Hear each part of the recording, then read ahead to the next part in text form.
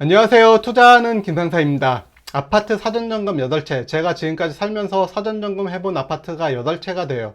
지난주 토요일에도 이제 군생활 6년 한 후배가 아파트 사전점검 하는데 같이 가서 점검을 해줬어요. 제가 지난 영상들에서도 언급했지만 2024년 최저임금은 204만원인데 하사 1호봉 본봉이 187만원이에요. 최저시급보다 월급을 못 받아도 6년 동안 잘 모으면 24평 신축 아파트에 입주해서 살 수가 있어요. 제가 점검한 아파트 중에 2채는 제 아파트였고, 그리고 나머지는 제가 집을 사라고 설득했던 사람들의 집을 가서 같이 점검을 해줬어요. 그리고 사전 점검 때 혹은 입주 지정 기간에 부동산을 끼고 임장 가서 본 아파트들은 더 많아요. 그리고 올해 11월에도 제 아파트 한 채 더 점검을 해야 돼요. 하지만 저는 업체를 전혀 쓰지 않고 업체를 쓰는 것도 별로 추천하지 않아요. 왜냐? 사진을 몇 개 보여드리면 요즘 언론에서 하자가 많은 아파트라고 나오는 사진들이에요. 누수 누전도 있고 세면대도 없고 창문도 떨어지고 주방은 개판이고 인분도 많이 나오죠. 인분.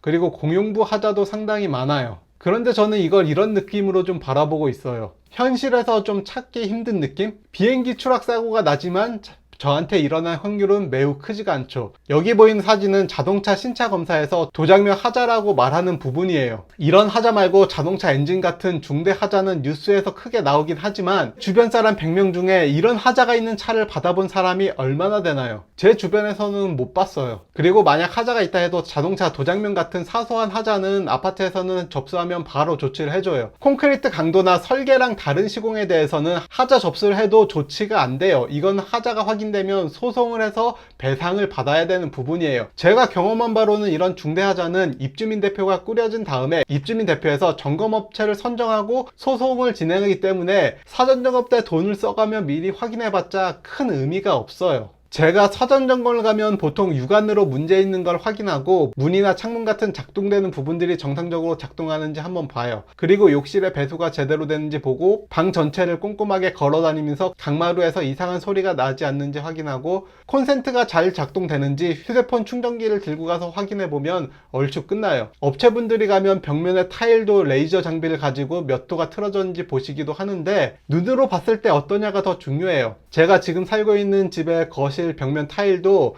단차가 좀 있는 게 눈에 들어왔어요. 그래서 하자 접수를 했더니 입주 전에 단차가 맞춰졌어요. 새 아파트를 분양받으시는 분들 중에 이런 하자 뉴스가 많이 나오니까 걱정된다고 하시는 분들이 계신데 크게 걱정하지 않으셔도 돼요. 물론 하자가 있는 아파트도 봤어요. 입주 첫날까지 준공 승인이 나지 않아서 입주를 못할 뻔한 아파트가 있어요. 거기도 부동산을 끼고 한번 가서 봤는데 주거 공간 자체는 잘 만들었어요. 공용부를 개판 쳤기 때문에 문제가 됐던 거죠. 그리고 두세 달이 지나니까 그 공용부도 다 보수가 됐어요. 새 아파트를 사시는 분들은 이런 하자 문제는 크게 걱정하지 않으셔도 돼요. 사전점검 때 업체랑 같이 가서 열심히 점검하시는 분들도 계시는데 그렇게 큰 돈을 쓰실 필요는 없어요. 그래도 수억 원짜리 새 아파트니까 너무 불안하시면 업체랑 가시는 것도 나쁘진 않아요. 하자를 찾아낸다기보다는 불안감을 해소하는 목적으로 돈을 쓰시는 거죠. 그리고 마지막으로 한 가지, 최저시급보다 못 받는 지급군인 하사 1호봉이 6년 정도 돈을 잘 모으면 새 아파트에 내 집 마련을 할 수가 있어요. 아직도 할 수가 있고, 그 후배가 지금 타고 다니는 자동차의 나이가 21살이에요 03년식 차. 한 가지 좋은 걸 얻으려면 포기해야 되는 것도 있는 거예요.